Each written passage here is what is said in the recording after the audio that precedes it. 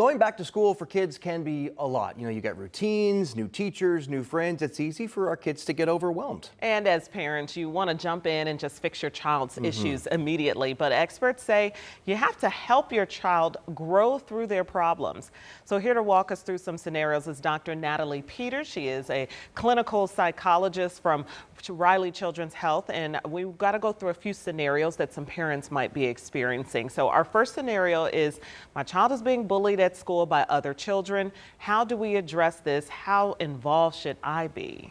Yeah, so great question. I would say, broadly speaking, if you find that your child is in that scenario, it's really important for them to make connections with a trusted adult within the school system. So maybe the teacher, or looking to someone like the school counselor or the school psychologist.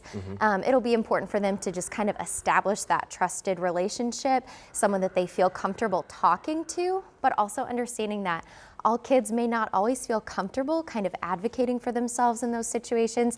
So as long as the school system is aware of those things, then they can intervene kind of on your child's behalf when needed. Another scenario is, what if my son or daughter is hanging out with the wrong crowd? How can I maybe steer him or her in a different direction, encourage them to think for themselves? Yeah, so another great question. I would say it so depends on kind of every individual child and kind of their age.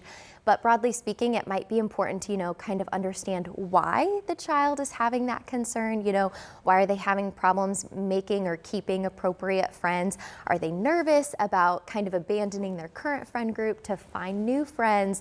Are they having trouble speaking up and advocating for themselves? So kind of understanding the why can help people kind of understand how to help them, whether that's the professionals within their school, again, that school counselor, or the school psychologist, or if you decide, that you want to talk to their primary care about looking into further help, maybe like an outpatient psychologist or something. Okay. And we have time for one more scenario. My son or daughter is not doing well in class because they say the teacher doesn't like them.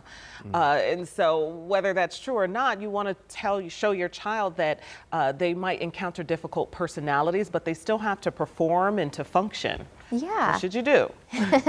Absolutely. Again, so case by case, kind of depending on the child and their age and kind of what's going on.